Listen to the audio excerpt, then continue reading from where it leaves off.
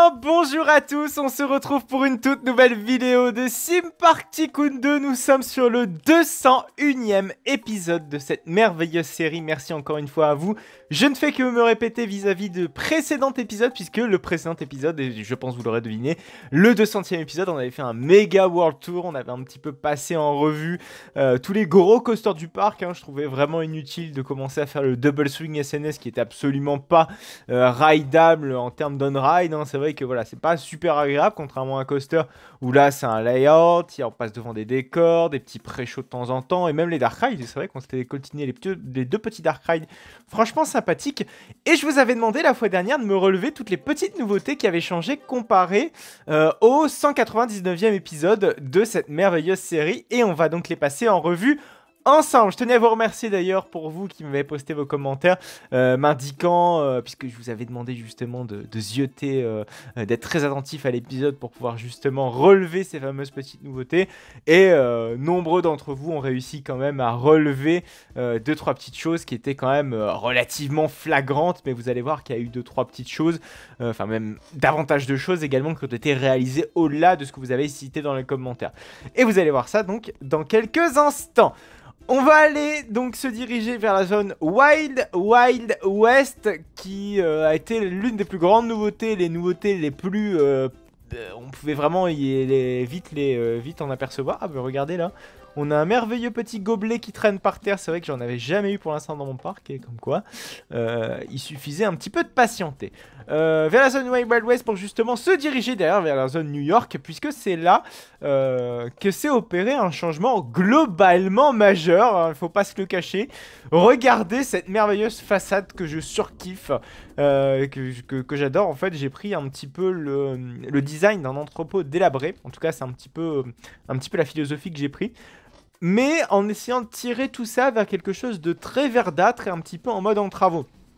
Je me suis dit, ok, au niveau du passage du coaster, je pense que c'est intéressant quand même de faire un style, voilà, mettre des barrières de chantier, mettre des barrières qui interdisent l'accès, voilà, mettre quelque chose qui ne soit pas des barrières classiques ou des petits, tout l'inverse justement de ce qu'on a justement à l'opposé du côté du lac. Et je trouve que son rendu est quand même relativement honnête et relativement correct.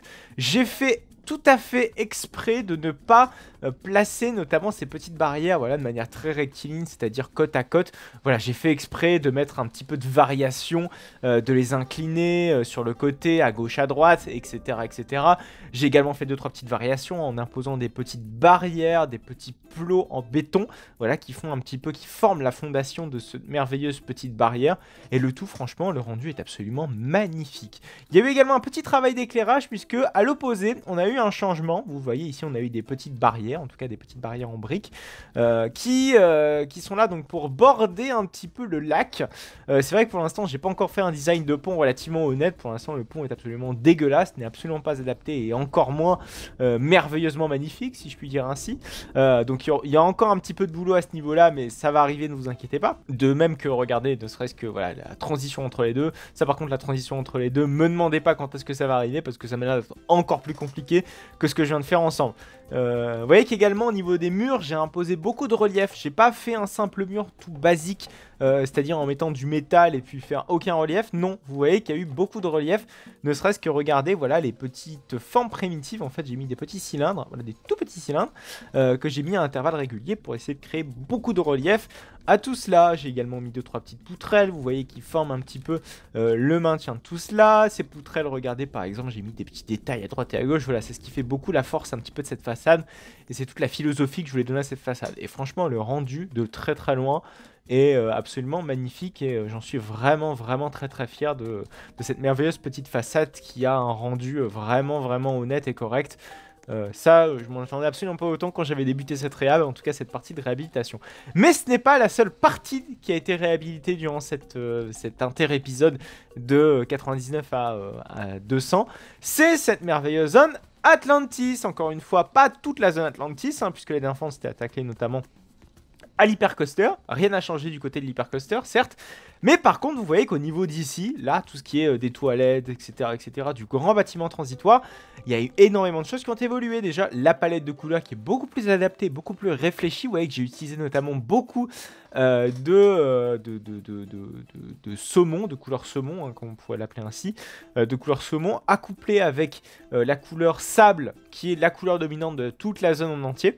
Et j'ai mis une petite touche de bleu qui rappelle un petit peu la couleur de l'eau et également la couleur du water coaster, mais une couleur bleue qui est beaucoup plus pétante et beaucoup plus sombre, voilà également. Et cette couleur bleue, enfin en tout cas ces petits props là-haut, en fait c'est des petites arabesques que je me suis permis de réaliser en fait avec des énormes cercles. Ces cercles en fait je les ai surdimensionnés et en même temps je les ai fait très fins pour pouvoir justement créer des petits détails en fait si vous voulez à ce genre de choses. Et le rendu, je trouve, est absolument magnifique et n'a pas lieu d'avoir de potentiels changements. Par contre, j'aimerais bien créer davantage de petites arabesques. C'est vrai que là, pour l'instant, ça va être compliqué parce que je trouve que déjà, c'est pas mal quand même comme détail ce qu'on a fait déjà actuellement. Enfin, ce que j'ai fait de mon côté actuellement. Donc, à voir. Après, je pense rajouter des détails plus pour ce qui est au niveau des murs, des petits objets à droite et à gauche. Vous voyez qu'ici, j'ai mis des caisses. Pourquoi pas des poubelles. C'est vrai que j'ai incrusté également l'éclairage dans le sol. Là, vous le voyez. Pas que dans le sol, j'ai également incrusté de nouveaux éclairages ici dans les murs. Et ces petits murets, ces designs de petits murets ont changé puisqu'à la base c'était de la brique toute simple. Et cette brique toute simple, je l'ai virée, je l'ai remplacée donc par du béton qui est coloré par la couleur dominante de cette zone qui est la couleur sable. Voilà. Également ce que j'ai fait, ça se passe à l'intérieur de ces bâtiments. Vous voyez qu'également j'ai créé des petites toilettes. Des toilettes avec des triples vasques, hein, comme vous pouvez le voir. Je me suis permis quand même de faire des lave-mains, chose que je n'avais pas fait auparavant dans mes autres toilettes. Donc des lave-mains avec les toilettes juste ici, avec de l'éclairage très important. J'essaie de travailler de plus en plus l'éclairage quand je fais mes zones thématiques. C'est vrai que ça manque un petit peu d'éléments. Alors pourquoi pas un sèche-main, ce serait peut-être intéressant. C'est vrai que ce serait assez simple de le faire. Un sèche-main avec pourquoi pas, je sais pas, des petits posters ou des petites habillages au mur. Alors c'est vrai qu'il faudrait peut-être que je ferme cet accès-ci parce que on est, je pense, toilette homme, toilette femme d'un côté. Donc devoir le séparer par une cloison et encore plus par une porte serait bien plus adapté que laisser carrément la zone où on puisse transiter là-dedans. Voilà, ce serait intéressant de cloisonner le tout et qu'on fasse ça proprement. Putain, par contre, mon voisin, je sais pas ce qu'il nous a foutu là, mais il y a... Non, oui, c'est bien chez mon voisin, j'ai eu un petit doute à un moment, mais il nous a fait une énorme ville complètement barjo, hein, qui n'existe pas dans le jeu de base, pourtant on pourrait très bien le croire. Comme vous pouvez le voir, là, tout le flanc du water coaster a également été modifié. Alors je ne vais pas remettre de l'eau parce qu'il y a en ce moment, si je fous de l'eau, en fait, si vous voulez, dans le lac, ça va commencer à inonder tout le parc. Vous allez avoir par exemple, voilà, le water coaster. Vous allez avoir par exemple le multi-launch coaster qui sera à moitié les pieds dans l'eau. On aura pareil les dark rides qui seront à moitié les pieds dans l'eau. Enfin bref, c'est absolument pas adapté du tout à la situation. Donc du coup, je vais pas le faire, mais j'essaierai de corriger cela dans un futur relativement proche. Et j'ai notamment fait, voilà, au-delà du fait que j'ai fait des petits murets et un petit parterre de fleurs, même si il n'y a pas beaucoup de fleurs, il y a juste un palmier, j'ai également fait un petit jeu de fontaine. Ce petit jeu de fontaine essaie de border un petit peu tout notre esplanade, hein, comme vous pouvez le voir, là où nos visiteurs déambulent tranquillement du côté du top spin, même du côté de la zone transitoire. Hein. Donc on a des petites fontaines qui sont plutôt sympas, qui s'activent à intervalles réguliers quand le water coaster passe à peu près à cet endroit-ci. Donc plutôt intéressant comme ajout. Et j'ai également fait de nouveaux petits designs de filets. Des filets en fait qui permettent à nos visiteurs de ne pas basculer dans la flotte.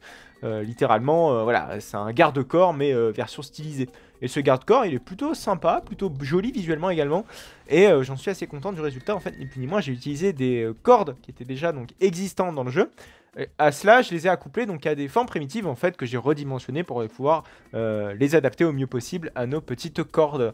Voilà, donc en fait j'ai littéralement texturé ça de la même couleur et de la même texture et le rendu est plutôt magnifique. Et j'ai également pas oublié de faire des genres de petits nœuds si vous voulez tout autour de nos merveilleux piliers et le rendu est absolument fantastique, ça j'aime beaucoup. Pareil, j'ai également utilisé la même technique pour ce qui est d'ici, hein, comme vous pouvez le voir ici, vous voyez il y a un petit peu de corde, cette histoire de nœud, voilà je l'ai répété pour ce panneau d'entrée qui n'est évidemment pas définitif, qu'il fallait quand même un petit peu level up du fait qu'on a un petit peu stylisé le tout. Vous voyez qu'également j'ai fait des petites esplanades, ici on a nos visiteurs qui peuvent aller jusqu'ici, alors pas nos visiteurs Roblox, hein, parce qu'en fait c'est une forme primitive qui est juste ici. Théoriquement nos visiteurs Roblox ne peuvent que circuler voilà, sur ce bloc ici, mais ne peuvent pas aller jusqu'au bout. Voilà.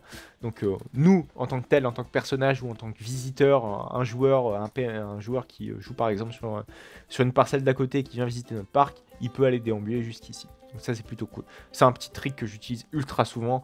Voilà, c'est de foutre un chemin et à côté, on met à la même hauteur une forme primitive de la même texture et le tout, le rendu est parfait et absolument fantastique. Et comme ça, nos visiteurs peuvent vraiment déambuler de manière assez correcte et sans trop de soucis. Voilà, donc c'est tout pour cette partie-ci hein, de la zone Atlantis. C'est vrai que j'ai commencé à faire notamment un petit show nocturne, mais malheureusement ce show nocturne, eh ben, c'est très compliqué. C'est vraiment très compliqué parce qu'à la base, je me suis dit, écoute, ce que je vais faire, c'est que je vais utiliser, par exemple, voilà, là ici j'ai fait un petit show de fontaine. Donc j'ai fait un show de fontaine sur un séquenceur. Et je me suis dit, on va faire un séquenceur principal qui va activer différents séquenceurs, sous-séquenceurs si vous voulez. Mais le problème c'est que je me suis rendu compte qu'en ayant fait déjà certaines scènes, des scènes d'éclairage, là vous pouvez voir des éclairages qui sont planqués là-bas en sous-sol. Et ben j'ai fait en fait si vous voulez différentes scènes, mais le problème c'est que je ne pouvais pas activer un séquenceur d'un autre séquenceur. Ce qui fait que du coup moi je me suis retrouvé bloqué avec plein de scènes d'éclairage, de fontaine. C'est pour ça que d'ailleurs ce show de fontaine s'active à intervalles réguliers, mais à la base en fait ça devait être utilisé notamment pour les shows nocturnes et malheureusement bah ce show nocturne est un petit peu compromis. Donc j'espère qu'un jour on aura un séquenceur principal qui permettra d'en activer plusieurs. Voilà, donc on voit tous les séquenceurs que je vous évoquais il y a quelques instants. On a notamment par exemple un effet de lumière qui est plutôt sympa, qui borde un petit peu l'entièreté du lac. Donc d'habitude en fait quand il fait nuit, on a un éclairage très bleuté, donc qui tapisse un petit peu tout le lac. Vous verrez ça je pense juste après une fois qu'on aura la nuit tombée. Et quand on active voilà par exemple cette petite scène, voilà j'aurais très bien imaginé par exemple un genre de pré-show voilà, qui fait une grosse fondue comme ça de rouge. Tout de rouge vêtu sur l'entièreté du lac, voilà. C'était une idée que j'avais, malheureusement, c'est une idée qui sera avortée, voilà.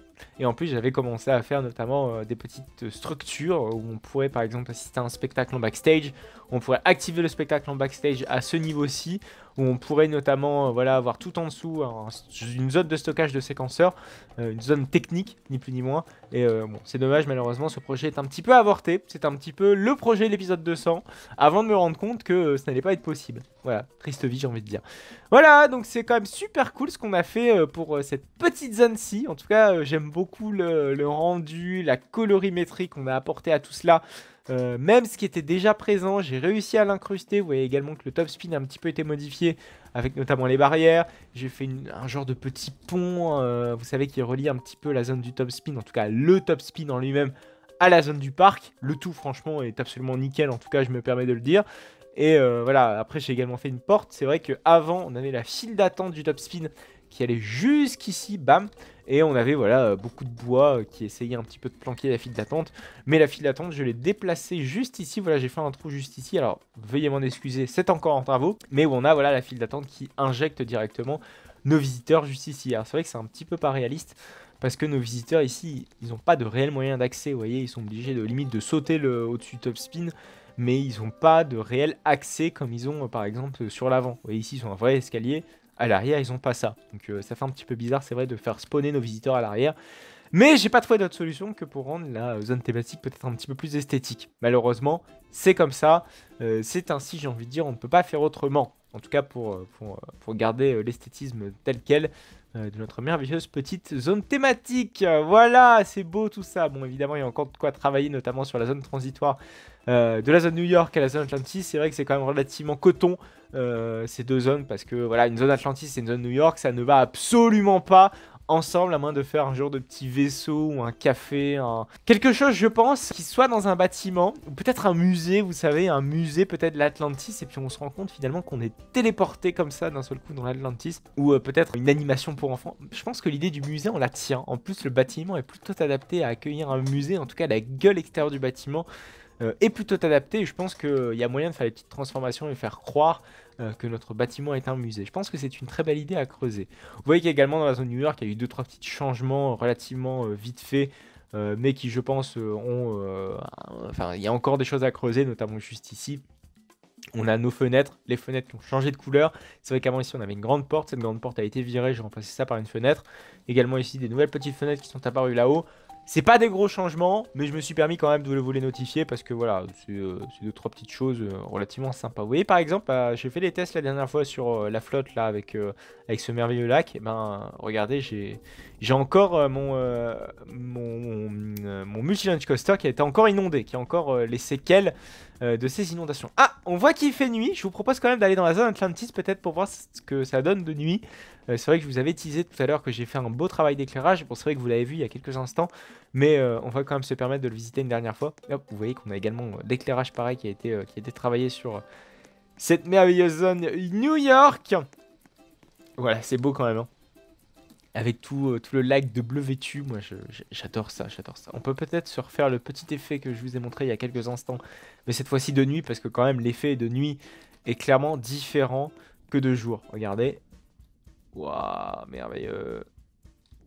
C'est vrai qu'à la base, nos spots devaient être éteints. Hein, voilà, là d'ailleurs, par ailleurs, ils sont d'ailleurs éteints. Mais vu que j'avais prévu ça pour que ce soit intégré dans un show nocturne, je me suis dit normalement, voilà, tout l'éclairage de la zone devrait s'éteindre. Et d'ailleurs, j'ai même fait un séquenceur qui nous permet d'éteindre tout l'éclairage de la zone. Et ça, c'est quand même relativement sympa et relativement pratique, si je puis dire ainsi. Ouais, je pense que c'est ça, si je dis pas de conneries. Je pense que je dois dire une connerie. Mais je dis complètement une connerie, c'est absolument pas ça. Où est-ce que j'ai foutu l'éteinte de l'éclairage? C'est peut-être là-haut. Ouais, c'est carrément là-haut. Regardez, en plus, on a une belle blinde. Voilà. On a quasiment tout l'éclairage de la zone qui s'éteint à ce moment-là. Enfin, en tout cas, grâce à ce séquenceur.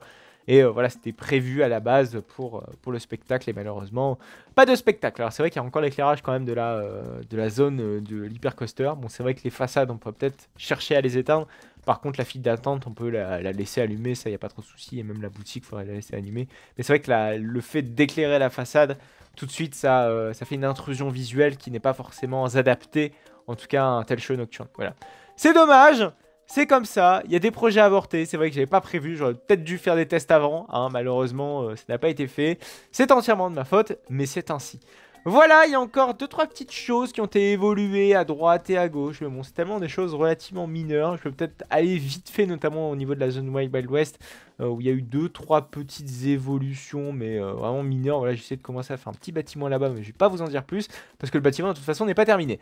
Ça se passe au niveau également du RMC Coaster. Voilà, si on s'approche notamment de ce RMC, on va découvrir une file d'attente qui a été un petit peu changée. Vous l'avez vu à la précédente vidéo, ça, il n'y a pas de problème, hein, je pense que vous l'avez remarqué. C'est que j'ai ajouté notamment 3 files d'attente. J'ai ajouté la file d'attente Express, la file d'attente Single Rider et la file d'attente Standby Pass. La file Standby existait évidemment à la base. La file Standby, en fait, c'est ni plus ni moins que la file classique. Hein. C'est vrai que je dis Standby, mais ce serait bien quand même d'expliquer. Donc la file de l'entrée Silver Railroad n'a pas bougé en soi. Par contre, c'est quand on avance dans cette entrée, en tout cas dans cette file d'attente, qu'on va découvrir notamment la séparation, voilà, des différentes entrées. Donc l'entrée classique, Express et Single Rider, où on a quand même une entrée quand même beaucoup plus épurée qu'avant. Épurée, excusez-moi. Et voilà, qui donne un peu plus d'espace, de volume. C'est vrai qu'avant on était tous étriqués dans un espace qui ne comportait que des escaliers. Mais à terme, j'aimerais bien y imposer quand même 2-3 petites machines, des engrenages, voilà, beaucoup de décorations. Voilà, mais ça, ce sera pour plus tard. Et quand on suit cette file express et single rider, on va découvrir notamment juste ici, bam, les 3 files d'attente avec la standby, l'express et la single rider. Voilà, où on a la séparation des 3. Et on peut se permettre, par exemple, d'aller embarquer notamment dans un de ces petits wagonnets. Vous avez pu également remarquer notamment la file d'attente premier rang avec évidemment tous les petits portillons. Mais cette file d'attente premier rang et ces petits portillons existaient déjà auparavant. Ce qui a été intéressant et qui a été ajouté notamment, ce sont les petites, voilà, juste ici, voilà, les petites formes primitives qui tapissent un petit peu les côtés des part et d'autre du train, qui indiquent en fait la zone de tolérance à ne pas franchir pour éviter de se blesser, ni plus ni moins. C'est du marquage au sol, voilà, c'est comme ça que ça s'appelle, autant appeler un chat un chat. Ce qui a été changé par contre, mais que vous n'avez pas vu à l'épisode précédent, et voilà, je me permets de vous le dire, c'est qu'il y a un petit pupitre opérateur qui commence un petit peu à s'égayer de ce côté-ci, donc il va y avoir des petites choses encore qui vont bouger, notamment au niveau de ce RMC. Il va y avoir beaucoup d'ajouts, mais bon, ça ce sera pour le futur. Voilà, il y a beaucoup de choses que je vous ai présentées aujourd'hui. C'était un épisode relativement lourd. On n'a pas construit, ça c'est sûr, on n'a pas construit, mais très bientôt on va notamment faire la zone. On va terminer, enfin en tout cas on va clôturer un petit peu cette saison d'Halloween. Donc on va, dès la semaine prochaine, je pense, attaquer la zone Noël. Voilà, la zone de Noël pour pouvoir, une fois que la zone de Noël sera ouverte, détruire les décorations d'Halloween, en tout cas fermer toutes les animations en rapport avec Halloween, notamment ce petit walkthrough, voilà, qui n'est ouvert évidemment uniquement qu'à Halloween. Et au-delà de ce petit walkthrough, on va évidemment retirer toutes les petites décorations de Noël, notamment des scare zones, notamment de ce qu'on a ici avec la zone pour enfants, et notamment la zone western qui comporte beaucoup trop de petits props à droite et à gauche, voilà, des petites araignées, voilà. Ça va virer une fois que la saison de Noël sera entamée. Voilà, bah, c'est à peu près tout. Écoutez, pour cette vidéo, on aura fait beaucoup de choses. Putain, c'est vrai que c'est dommage qu'on a un voisin un petit peu trop intrusif visuellement parlant. Même si c'est pas dégueu, enfin si c'est dégueu en fait parce que c'est une ville comme ça n'a aucun rapport avec un parc d'attractions. Mais c'est vrai que c'est dommage, hein. C'est vrai que je vous ai expliqué beaucoup de choses avec ça en fond, en carte de fond, en carte postale j'ai envie de dire. Ce n'est pas suffisamment adapté à la situation, si je puis m'exprimer d'ainsi. Voilà, on va donc se quitter là pour cette vidéo. J'espère en tout cas qu'elle vous aura plu. Si jamais c'est le cas, n'hésitez donc surtout pas à la liker, n'hésitez pas à m'encourager évidemment dans ce que je fais. Ça me permet, ce petit like peut vous paraître insignifiant, mais en réalité il est beaucoup, il compte beaucoup notamment pour le référencement des vidéos de par YouTube, hein, de part et d'autre évidemment. N'hésitez également surtout pas à vous abonner à mon compte Instagram. Le lien de mon compte se trouve dans la description de cette vidéo. Vous pourrez me suivre évidemment dans mes aventures dans les parcs d'attractions grâce à ce compte Instagram. On se retrouve très bientôt, c'est-à-dire la semaine prochaine pour du Sim Park Tycoon 2 à 14 h et le samedi à 14 h également pour du No Limits 2. N'hésitez donc surtout pas à liker, à commenter et à vous abonner pour ne plus manquer aucune autre de mes vidéos. Allez, à plus tard!